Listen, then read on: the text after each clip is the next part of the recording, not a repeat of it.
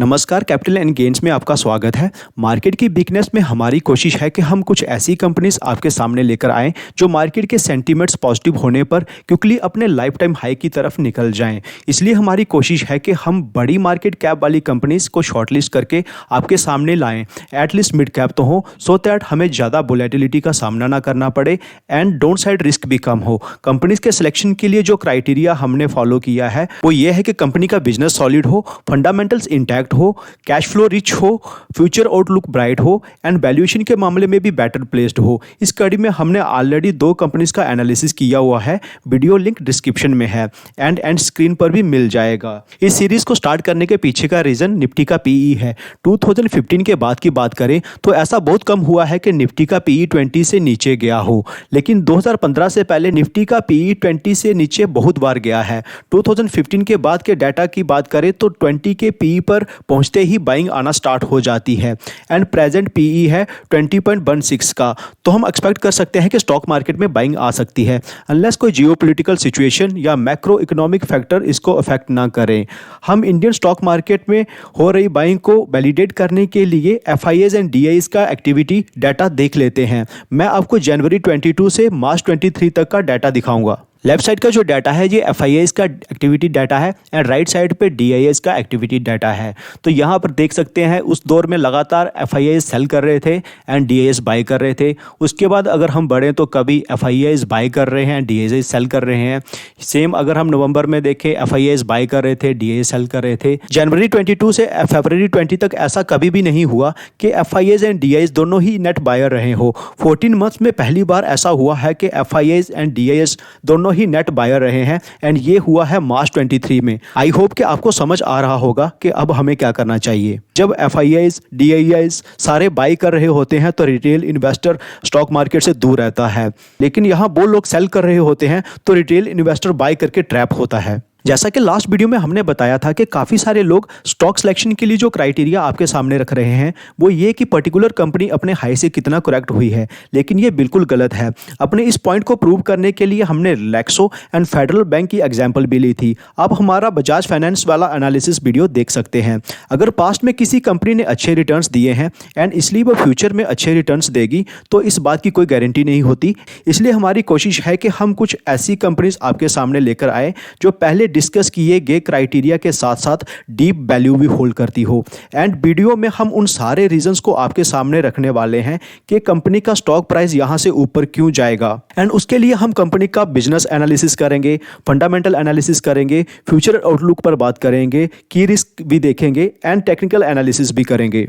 आज जिस कंपनी पर हम डिस्कशन करने वाले हैं उसका नाम है एशियन पेंट्स। एशियन पेंट्स पर डिस्कशन करने से पहले हम क्विकली सेक्टर से जुड़े कुछ हाइलाइट्स को देख लेते हैं, जिससे हमें ये कन्विक्शन होगा कि पेंट सेक्टर में आखिरकार इन्वेस्ट करना क्यों है। पेंट सेक्टर एक ऐसा सेक्टर है जिसमें फार्मा एंड केमिकल सेक्टर की तरह बहुत सारे प्लेयर्स ऑपरेट नहीं करते, क्योंकि इस सेक्टर में हाई एंट्री बैरियर्स हैं। वही अगर इंडियन पेंट इंडस्ट्री की बात करें तो ये 13 to 14% के CAGR से ग्रो कर रही है।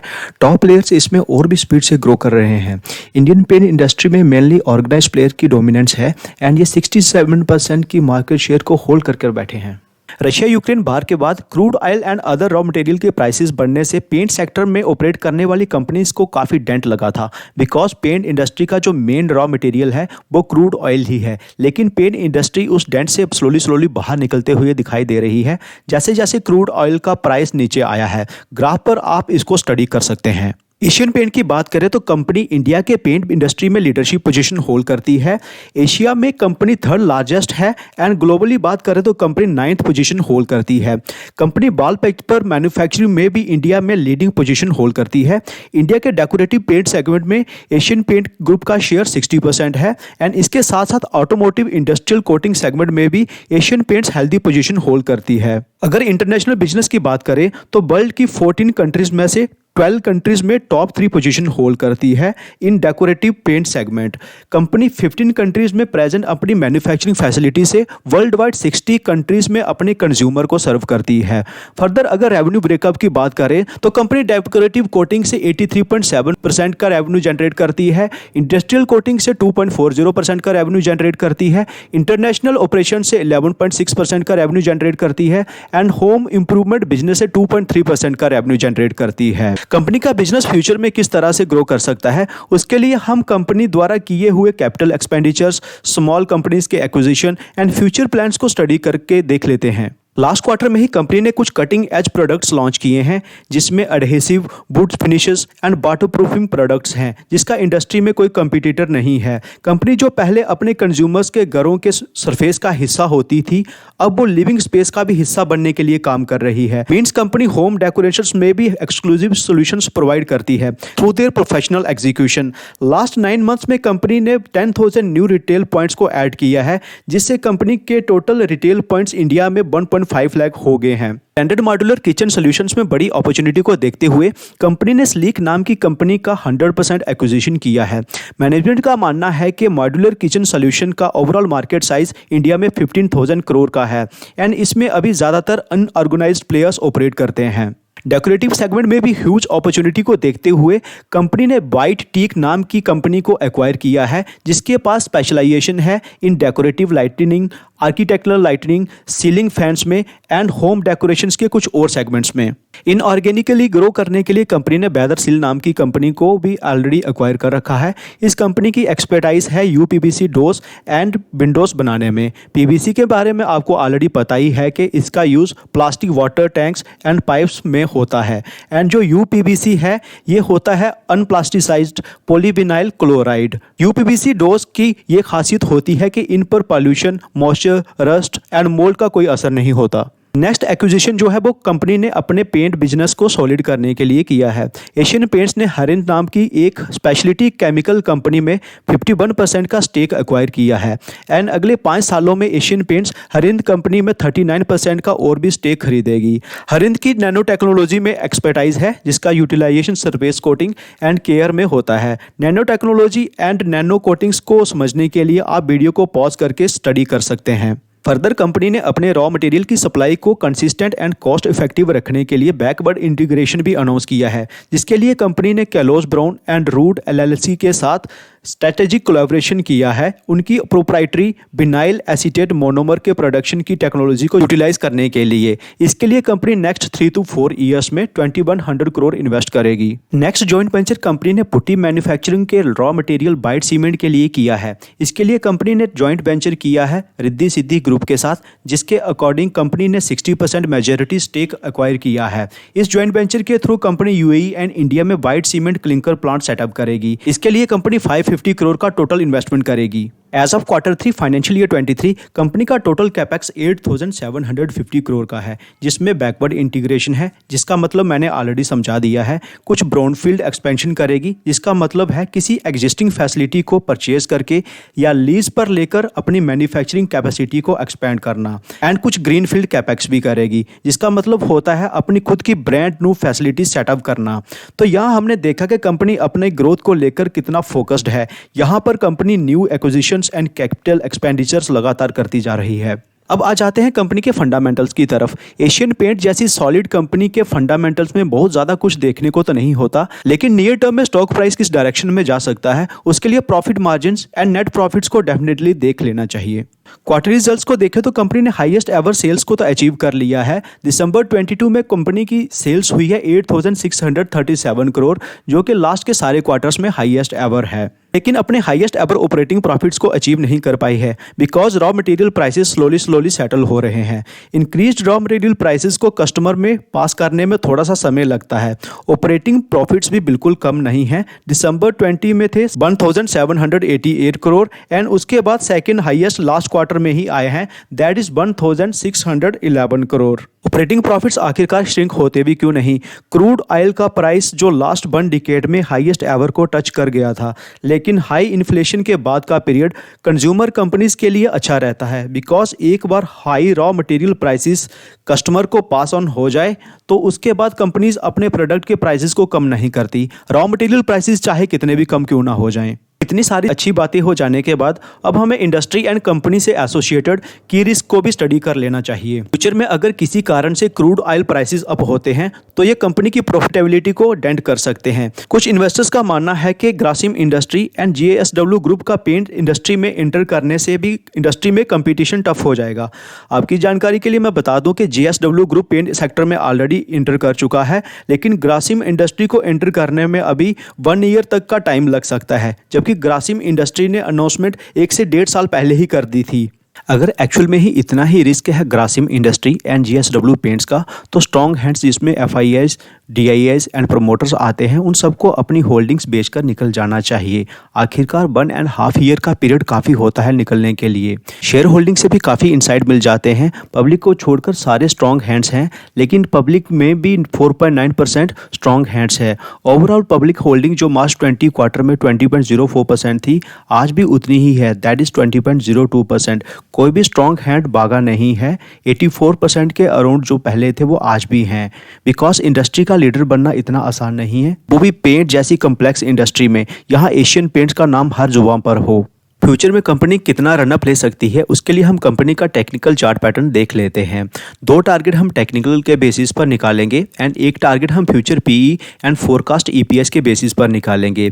डेली चार्ट पर देखें तो स्टॉक अभी बेरिश जोन में है and 50 DMA, 100 DMA and 200 DMA के नीचे ट्रेड हो रहा है। अगर यहाँ से और भी गिरावट होती है तो 2700 के लेवल पर फर्स्ट सपोर्ट है एंड उसके बाद अगर और भी गिरावट होती है तो नेक्स्ट सपोर्ट इसकी 2600 के अराउंड है। फ्यूचर के मूवमेंट को प्रेडिक्ट करने के लिए हम 200 EMA एंड प्राइस एक्शन के बेसिस पर ही स्टडी करेंगे। जैसा कि मैंने अपने लास्ट वीडियो में बताया था कि मैं बहुत ज़्यादा इंडिकेटर्स का यूज़ नहीं करता। एक और इम्पॉर्टेंट लर्निंग जो मैं आपसे शेयर करना चाहता हूँ वो ये कि मैं सिर्फ टेक्निकल के बेसिस पर निकाले हुए टारगेट पर पोजिशन नहीं बनाता, बिकॉज टेक्निकल के बेसिस पर जब हम टारगेट निकालते हैं तो उसमें काफ़ी हद तक स्टॉक के पास्ट परफॉर्मेंस के ऊपर डिपेंड होता है।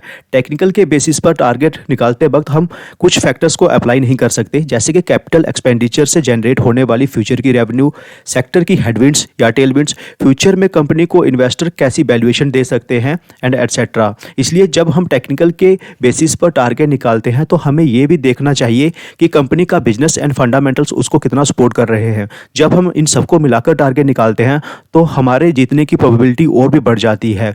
मैक्सिमम पोजीशंस हमारे फेवर में जाती है एंड वो थोड़ी अगेंस्ट में, जिससे हम ओवरऑल अच्छे प्रॉफिट में रहते हैं। वापिस आते हैं अपने टॉपिक पर। वीकली चार्ट पर अगर हम 200 EMA लगाकर देखें तो हमें पता चलता है कि स्टॉक प्राइस लास्ट 10 सालों में 200 EMA के पास भी नहीं आया, इवन के कोविड क्रैश में भी नहीं आया, लेकिन प्रेजेंट प्राइस 200 EMA के काफ़ी करीब है। अब हम डेली चार्ट पर 200 EMA लगाकर भी देख लेते हैं। लास्ट 10 सालों का डाटा देखें तो ऑलमोस्ट हर 1 से 1.5 साल में स्टॉक प्राइस 200 EMA के नीचे आता है, लेकिन अब जो 200 EMA के नीचे स्टॉक प्राइस आया है वो कोविड क्रैश के बाद पहली बार आया है एंड वो भी काफ़ी नीचे है, जो कि अच्छी अपॉर्चुनिटी प्रोवाइड कर रहा है। फर्दर अगर हम पास्ट की करेक्शन का डाटा देखें तो कंपनी मोस्टली 20% तक करेक्ट होती है एंड हर बार अपने लॉस से 16% से ज़्यादा का अपना लेती है। लेकिन अगर हम 25% या उससे ज़्यादा की करेक्शन का डाटा देखें तो हमें पता चलता है कि जनवरी 2017 में 30% के अराउंड करेक्ट हुई थी, कोविड क्रैश में 25% के अराउंड करेक्ट हुई थी एंड जो प्रेजेंट करेक्शन हुई है वो 28% की करेक्शन हुई है। हर बार 25% से ज़्यादा करेक्शन के बाद कंपनी ने कितना अपना लिया है एक बार वो देख लेते हैं। जनवरी 2017 वाली करेक्शन के बाद कंपनी ने 124 का अपना लिया था। कोविड क्रैश के बाद कंपनी ने 150% के अराउंड अपना लिया था। तो यहाँ से एक बड़ा अपना देखने को मिल सकता है, क्योंकि कंपनी इंडस्ट्री की लीडर है एंड लीडर रहेगी एंड फंडामेंटल्स भी एकदम सॉलिड हैं। अगर कंपनी अपने रेवेन्यू एंड नेट प्रॉफिट को बहुत इंप्रेसिवली नहीं भी बढ़ाती है तो भी first target life time high का रहेगा ही एंड वो बनता है, अभी हम मार्क करके देख लेते हैं, ये बनता है अप्रॉक्सीमेट 30% एंड ये टारगेट मार्केट के सेंटीमेंट पॉजिटिव होते ही अचीव हो जाएगा। नेक्स्ट अगर हम देखें तो कंपनी ने एक सुंदर सा पैटर्न बनाया भी था एंड वो था, ये बन गया एक कप एंड ये उसका हैंडल। तो ये कप विद हैंडल पैटर्न बनाया था, लेकिन मार्केट के बिगनेस के चलते ब्रेकआउट नहीं हो पाया। तो फर्दर क्या हो सकता है कि company reverse head and shoulder pattern बना सकती है। पहले हम इस मार्किंग को डिलीट कर लेते हैं।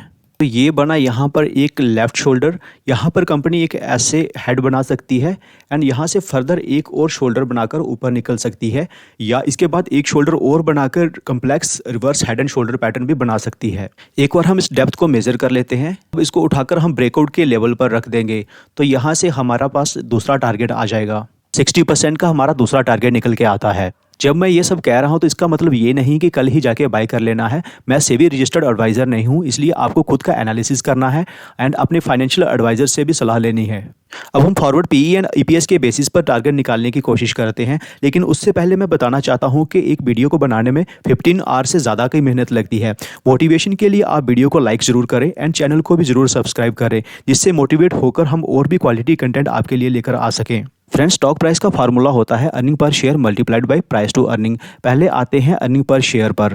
ट्रेलिंग 12 मंथ का ईपीएस है 38.81 का, अभी मार्च एंड हुआ है। नेक्स्ट 1 ईयर के टारगेट के लिए हमें मार्च 24 का ईपीएस चाहिए। हर साल कंपनी रफली 15% के सीएजीआर से अपनी नेट प्रॉफिट ग्रो कर रही है, तो दिसंबर 22 से नेक्स्ट 1 ईयर ईपीएस के लिए हमें 38.81 में 15% ऐड करना पड़ेगा, जो आता है 44.63 एंड ये दिसंबर 23 तक का ईपीएस है। मार्च 24 के ईपीएस के लिए हमें 44.63 में 2 रुपये ऐड करना पड़ेगा एंड वो होता है 46.63। तो ईपीएस हमारे पास आ गया है, दैट इज 46.6 का।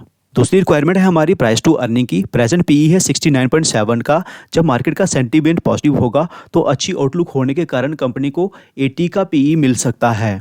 तो स्टॉक प्राइस निकालने के लिए हमें ईपीएस को मल्टीप्लाई करना है 80 से, जो निकल कर आता है 3730। चार्ट पर मैंने इसको ड्रॉ कर लिया है, तो forward PE and future EPS के बेस पर 35% का टारगेट निकल कर आता है।